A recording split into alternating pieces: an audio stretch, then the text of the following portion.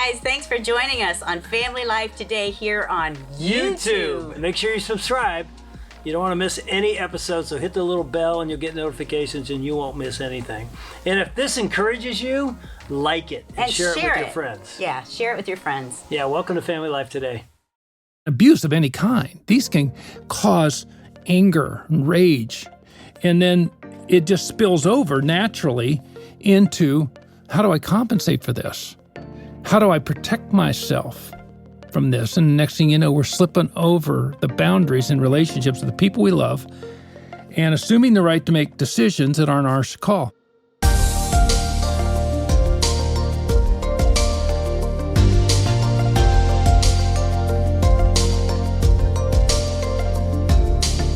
Welcome to Family Life Today, where we want to help you pursue the relationships that matter most. I'm Ann Wilson. And I'm Dave Wilson, and you can find us at FamilyLifeToday.com or on the Family Life app.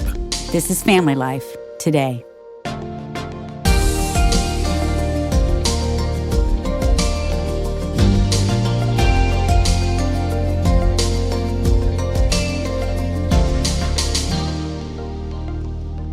You know, I'm around you sometimes, and I can see that you're getting really bothered when you're around certain type of people. Oh, I don't ever get bothered by anybody. And I'm sure I don't bother anybody Do you know what either. I'm going to say?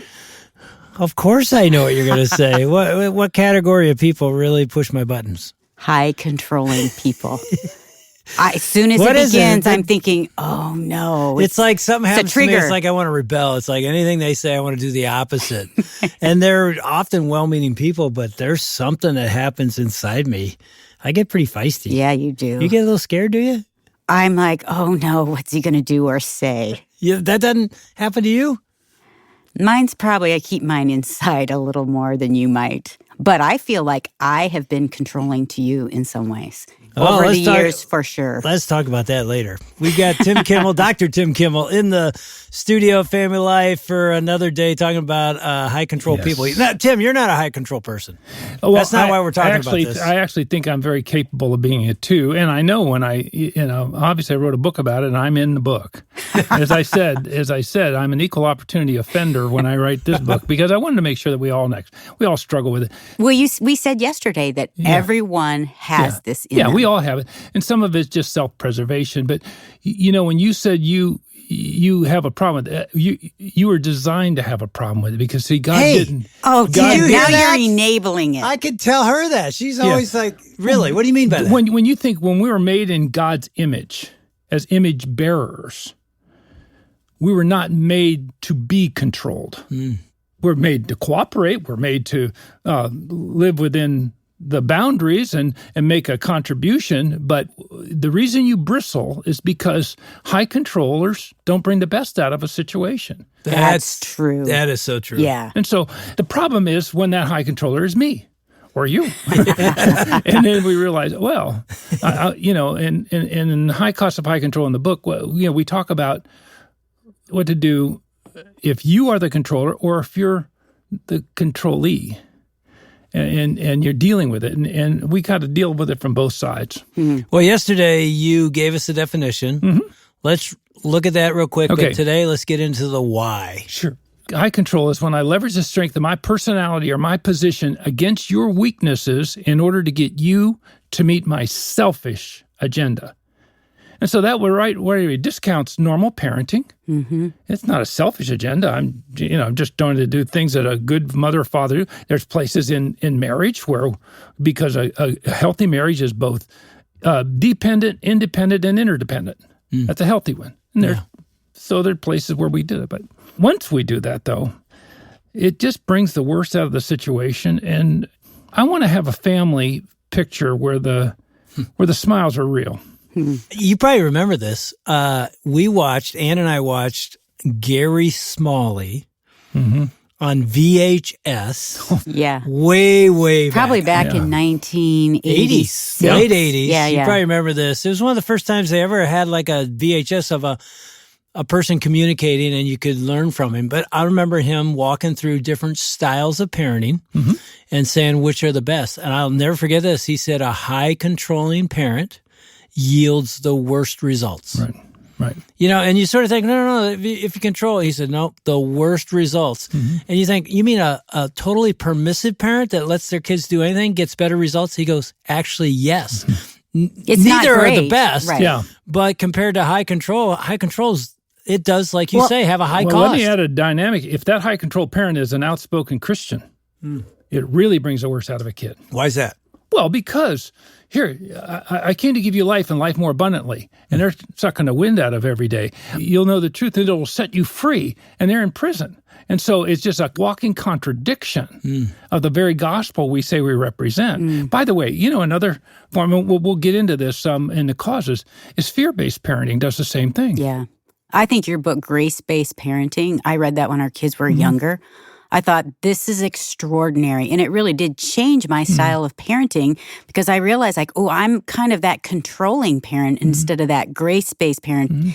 And it was all because of fear. Is that why? Well, let's. High control people are high controlling. Are they fearful? Why do we control? Yeah. I unpack the 5 main reasons.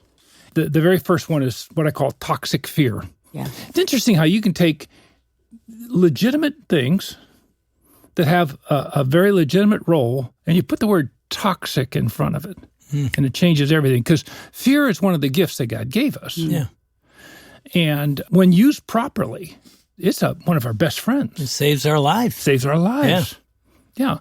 But when we allow it to take the point position in our life, and it's in the driver's seat, and it's basically the presupposition that is determining everything that's happening underneath it. That's fear-based parenting or fear-based living. And I'm sorry, but all bets are off now on joy, a sense of secure relationships, all these things. And by the way, as I say this, I want to say this so carefully because we're in the hope business here at FamilyLife Radio. Right. And that's what you guys are trying to do every time you get on there. And we just might have sucked the air out of some people because they say, well, that's me. Well, if this is any consolation, get in line. There's a lot of us in that line. But at the same time, we don't want to stay in that line. Yeah. Because fear, toxic fear, I like to say it like this. Fear is like a loaded gun. It's real handy if someone's trying to kill you, but it's very dangerous just lying around. It falls into the 4-letter word category when we think of the cliche of that, when we don't handle it right, and it can turn us into sophisticated high controllers. In the book, I tell a story of a young man who watched his mother. He knew she was cheating on his father, and and he didn't know what to do. And then finally came home and caught her undressed and in bed with his dad's best friends. And then this guy takes him and throws him against the wall and says, you say a word about this and you'll regret it. So he has to keep this inside. Then finally, his father figured out what everybody else already knew. But instead of the father going after his wife and taking it, he went after the son because he knew she loved that son so much. And so he just poured it out just on this. Well, so this guy gets married. The son? The son gets married. Marries a wonderful gal. Looks like it's going to be a great story. Next thing you know, he doesn't want her styling her hair. Doesn't want her wearing makeup. Wants to pick out all of her clothes. Frumpy. No style. Can't in any way indicate your shape or your figure or anything like that. And then they ultimately, he gave her a gift of a day planner. And he said, let's keep track of how we spend our days. And then once a week we'll exchange these and we'll just talk about it. And she said, you don't have to do that. I don't care about, you're fine. Well, that wasn't about him. Yeah. It's her. And ultimately, finally, she was just being smothered by this. And ultimately, she ends up in the arms of somebody else, the very thing he was trying to avoid. His fear was so controlling him and controlling the situation, and it suffocated her. I mean, that's usually what happens, whether it's in a marriage or with your kids. I remember, Tim, you might remember this because we're both old enough to remember decades ago when I came to Christ. I was a junior in college. I had been in rock bands my whole life. I'm trying to walk with Jesus and be on fire, and I am. And I find out the church says rock and roll music is of the devil, and literally said any music that has the 2 and 4 beat causes you to sin. Specifically, you're going to want to get frisky. Sexually. So I'm a guitar guy. Yeah. Just listen, I want to walk with Jesus. And by the way, I've heard him. He's a very guitar. Well, Very good you know what I guitar did? guy. You probably don't even know this. I want to follow Jesus. I sell No, all my guitars. please don't tell me it was like a Gretsch or a really high-end Gibson or something. I had a couple nice guitars. I took them to a store and sold them on consignment. My mom, I was still living at home. My mom went with me. She's like, "What are you doing?" I'm like, "This music's evil." And I've been playing it my whole life. I look back now because you know what I did? I went and got them all back like a year later when I realized, wow, they were just trying to control. That was toxic. Yeah. I mean, again, is there music that can be harmful? Yes. Yeah. Does it have 2 and 4 beat? It has all kinds of beats. Yeah. Not just 2 and 4. Everything has a good use and a bad use. Right. Cars are wonderful vehicles to get around in, but you can run over somebody if you're mad enough. But music is music. Right. I would rather, if I were your parent or someone leading a church, rather than say, "Oh, just go into the rock world and No boundaries, no yeah. boundaries." No, that doesn't make any sense. But teach you how to walk through that. Right. With And I'm God's thinking another- Spirit leading you. Number of kids probably left the church because of that wrong theology is scary because that's what high control does. Yeah. So that's one of the why reasons. That's toxic fear. What's another one? Toxic anger, toxic rage. A lot of things could cause this. Maybe you had perfectionist parents, or your parents divorced, or you went through a divorce, or you had some cruel treatment by an ex-spouse. You have a crippling illness or a terminal illness, inequities at work, name it, killer gossip, being heavy in a thin world, being average in a smart world. I could go on, being single in a partnered world. Young in an adult world, being old in a young world. All these things can get the best of us. And abuse of any kind. These can cause anger and rage. And then it just spills over naturally into, how do I compensate for this? How do I protect myself from this? And the next thing you know, we're slipping over the boundaries in relationships with the people we love and assuming the right to make decisions that aren't ours to call. I remember walking out in the garage one day. We're pretty young in our marriage. And Dave is yelling. Do you really have to bring this up? So I know what you're going to talk it about. goes with his point. I am embarrassed about that moment. He is kicking the lawnmower and screaming so Well, loud. come on, it wouldn't start. Isn't that what you do? Well, that helps. Yeah, that always gets it going. You just kick it and it starts on its own. I think I cast out a demon too. But he went through this anger period in our marriage that I said, I can't even talk to you. Everything becomes such a big thing and you become so enraged. I've stopped talking to you. And I give you credit, Dave, because you thought, she's right. I need to look into where this came from. I couldn't, as crazy as it sounds from that example, that was just one of many. I didn't even see it. Yeah. That I had this anger. And when she said that, I'm like, I've got to get to the root of this, which I did over years. But that was part of what was going on in my life. Well, when Darcy and I met when we were in high school, and she came from a family where they weren't, God was not a part of their conversation or anything. And I came up in a family where we went to church all the time and all, but she came to Christ. Well, then we started dating. We were apart from each other for 2 years. I was in college and we wrote each other.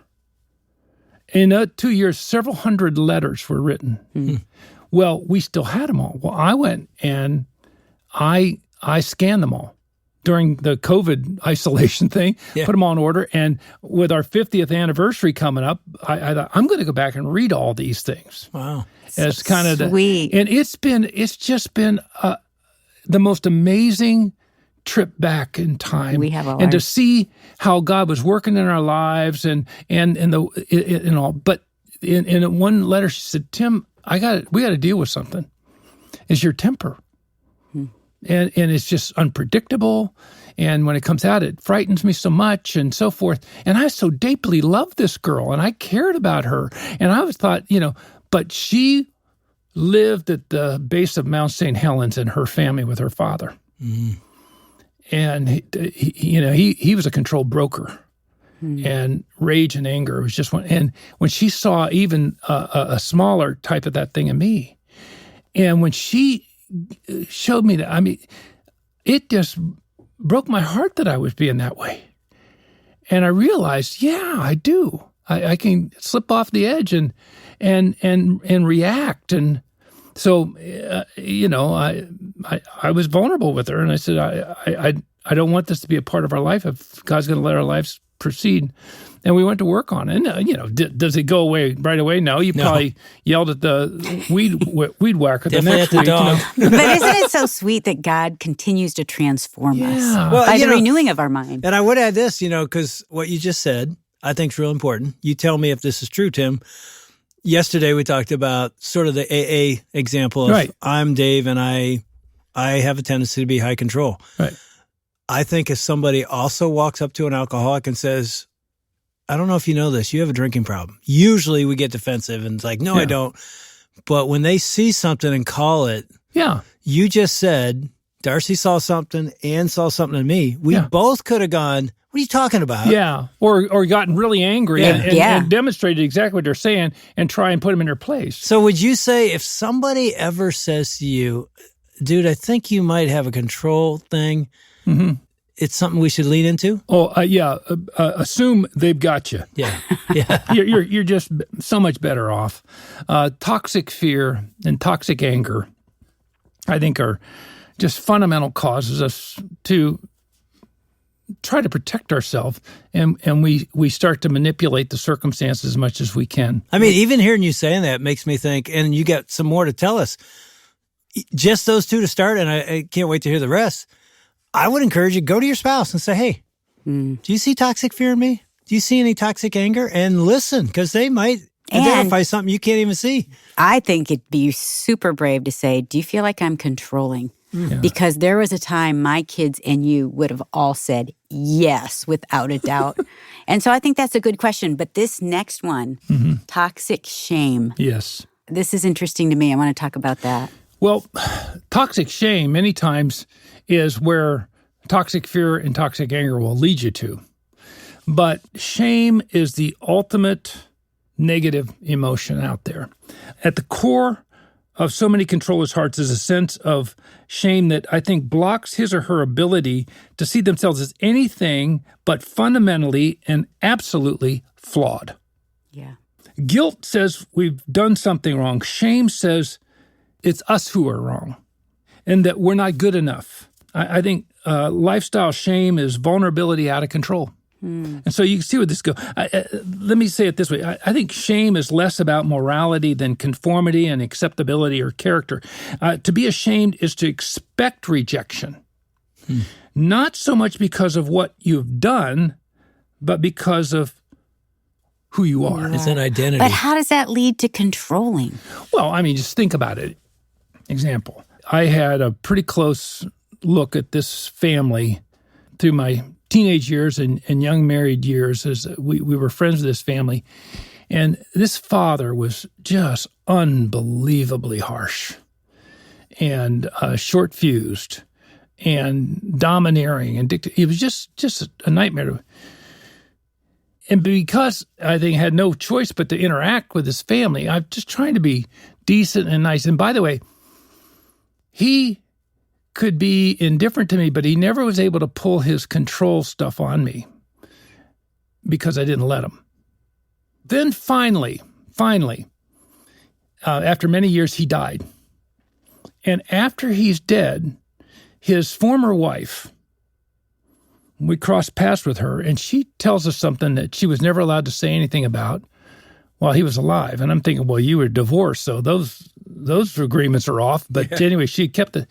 And that when he was a teenager, his mother had cheated on his father, and his father was so distraught over this that he hung himself. When she realized what she did to him, she ultimately killed herself. And this is within a 7-8 month period of time in a very small town. And so here you are, this teenager with 2 scarlet letters, and he was so utterly ashamed. But he did the ultimate mistake when it comes to this. is he said, let's conceal this and keep this a secret. No, you can't ever say a word to anybody, told his wife. Well, now that life just completely ran the show. Mm-hmm. And so much of what he was doing was trying to protect people from finding out who he is. And I'm different from a lot of the people out there. I think you guys would probably be on the same page with me. I always tell people, if you have something really, really bad, flip that card straight up. Yeah. Just put it out there. Yeah. Whatever it is in the past, just put it out. I don't care how bad it is, just put it out there. Some people might reject you for it. There might be some reaction there. But after a while, people say, okay, it is what it is. Now let's move on. We say bring it into the light. Yeah. But family secrets always destroy. And they change people into controlling nightmares. And so shame is a huge one. Yeah. And it doesn't have to be because God sent his son to take our shame. He actually says that in the scripture. And he became our shame on the cross so that we wouldn't have to let that own us anymore. So you're saying with that one, because of our shame, we try to control our image. We try to control the fact that we're scarred and marred, but we don't want anyone to see that. And so we will go to any means to protect and control Yeah, absolutely. In fact, you use one of the expressions I talk about in the book, image control, is, and we're trying to present, especially unfortunately, sometimes our spiritual circles think that we got to do this to accept it, that we present ourselves as something that we're not, and we're always trying to prop up this image of our kids are just this and that. But the kids are living in that, and they know the reality. Yeah. And it's just a matter of time. And it doesn't need to be this way. There's ways out of this.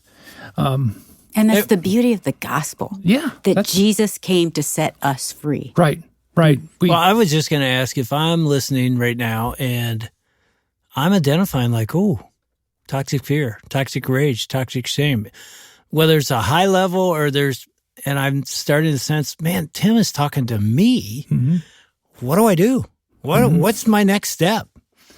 Well, we got to end the show with something hopeful for them. How do they get victory? Yeah, there's a hilarious YouTube video of comic. I don't even know that he's still alive. A guy named Bob Newhart. Oh, yeah. Some of the older listeners will know who I'm talking about. And it's on Mad TV, and he's a counselor. And he can come in, and he only charges a couple dollars for your session. It only takes about 5 minutes, and you tell him what's wrong. And he says, I can pretty much fix it every time. And wow, that's great. So she starts unpacking all these crazy things, and she says, okay, here's the solution. Stop it. Dave, this is your style of counseling. That's my style of counseling right there. It's like, you don't need to pay me a dime. Yeah. Quit doing that. And of course, she said, what do you mean stop it? Well, stop it. And we think that a lot of the ways out of these things are very elaborate and take years and years and years. And look, there's a place for counseling. There's a place for therapy. There's a place for a lot of this stuff. And I don't believe that this is a light switch that, okay, I just going to stop it and everything. But somewhere we have to come to the mindset. If you come into a doctor and you've had a 2x4 and you've been beating yourself in the head with it, and you got all this pain. I got these migraine, doctor. And what's he going to tell you? Okay, first of all, let's stop hitting yourself in the head. Then we can start to repair the damage you've done. And I think that we need to just recognize. I think recognizing that we're a controller, why we're controlling, whether it's toxic fear, toxic anger, toxic shame. I talked about toxic bondage. It might be some addiction that's got the best of, and even toxic strength. Sometimes the reason it's not necessarily a bad thing that's doing it, it's just that what we're good at is overshifted. And any strength pushed to an extreme is going to become a liability in a relationship. Right. So those 5 things are causing, just knowing that's there. And we realize we had a God who sent his son to deal with our fears, to deal with our angers, to deal with our shame, to deal with our bondages, and even to show us how to maintain equilibrium in the gifts that he's given us so that they don't become liabilities. And as we go there, I think it puts us in such a free position to be open to the counsel of friends, the honesty of a spouse or children. We did a thing in our family with our kids. We introduced a thing we called "What's Your Beef Night?" Because we knew, we're imperfect parents. I would ask our kids that too. Tell me what's bugging you. And so they could order whatever they want off the menu, and they could go around and they could say anything that Darcy or I had done or said that either ticked them off or embarrassed them or whatever. Now, they couldn't say things like, you made me go to school or made me do my homework. They knew we're not talking about that stuff. But they could say, and here's the rule for us. We were only allowed to do one thing, and that's own it and ask for forgiveness. Ask for forgiveness. Don't get defensive. Sorry. Yeah.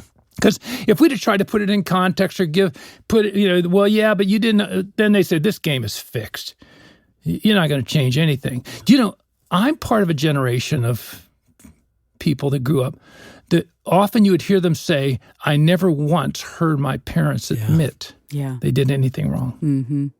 Yeah, we need to flip that one and be the generation where they do. I think, what you just said, Tim, is as you walked us through toxic fear and rage and bondage and shame and strength, that's the first step because you can't fix a problem until you identify and some light bulbs are going on. Step 2 is, and you've said it, ask God for help. I want to change this. Step 3 is ask people in your life to identify when they see it. Like, honey, I'm really trying to stop this. Yeah. If you see me slipping there, would you call me out on it? Because I'm obviously don't see it. If you really want to change, that's going to help you say, today's the day I stop it. That's how medicine works. The ultimate solution to your problem is an accurate diagnosis. Yeah. Because once we know what's wrong, then, okay, we got a lot of ways we can go after this thing. Yeah, let's fix it. You're listening to David Ann Wilson with Tim Kimmel on Family Life Today. Stick around because Ann's got some words of encouragement for you in just a second. But first, we'd love to send you a copy of Tim Kimmel's book called The High Cost of High Control: How to Deal with Powerful Personalities. It's our thanks to you when you partner financially today with us and help more families hear conversations just like the one you heard today. You can give online at FamilyLifeToday.com or by calling 800-358-6329. That's 800, F as in family, L as in life, and then the word today. All right, here's Ann. Well, and I'm just going to add the scripture that came to my mind was James 5:16 that says, therefore confess your sins to each other and pray for each other so that you may be healed. And that first person I would say, go to the Father because we have the Holy Spirit living in us. Right. Talk to Him. Confess to Him, this is what I'm feeling, this is what's happened to me, this is the shame I'm carrying.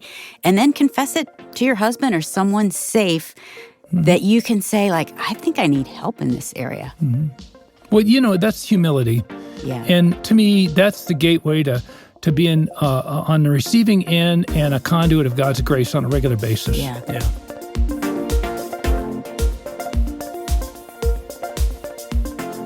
Maybe you're asking yourself, am I a high controller? Or maybe, how can I know if the people around me are highly controlling?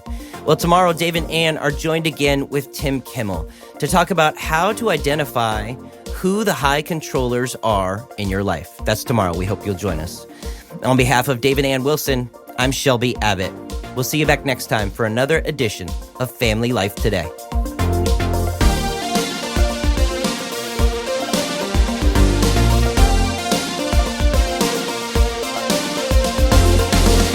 Family Life Today is a production of Family Life, a crew ministry, helping you pursue the relationships that matter most.